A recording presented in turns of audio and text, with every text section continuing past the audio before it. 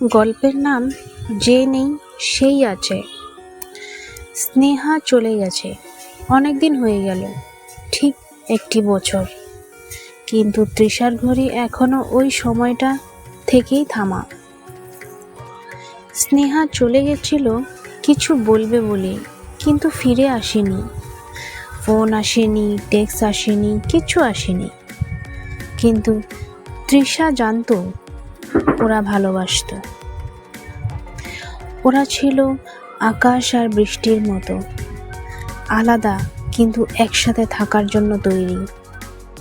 স্নেহা ছিল অন্যরকম, ছোট্ট ছোট গল্প বানাতো, নিজের চুল গুছাতো, আর রাতে বলতো, তুই চোখ বন্ধ করলে আমি ঘুমোতে পারি। 1 বছর পর তৃষা এখনো ঘুমোতে পারে না।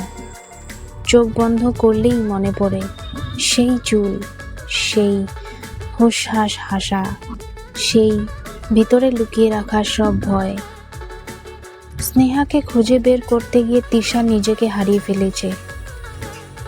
একটা রাত সেটা একটা সবুজ চিঠির মতো ফিরছে, যেখানে লেখা আছে, আই টায়ার্ড, তোকে খুব ভালোবেসেছিলাম কিন্তু নিজেকে ভোলাতে পারিনি।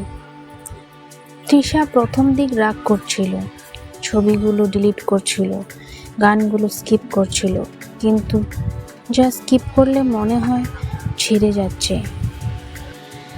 কিছু রাত আছে যা পথ থেকে ফেরালেও পিছনে ফিরে আসে।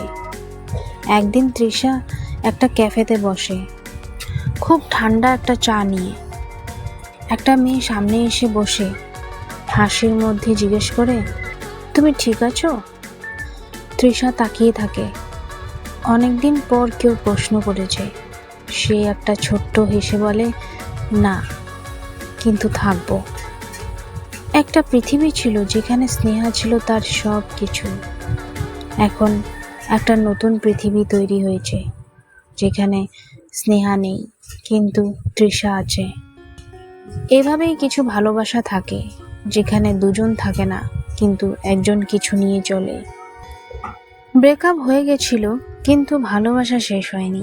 শুধু একটা মানুষ ছেড়ে গেছিল, যে নেই সেই এখনো আছে, প্রতিটি নিঃশব্দের মধ্যে।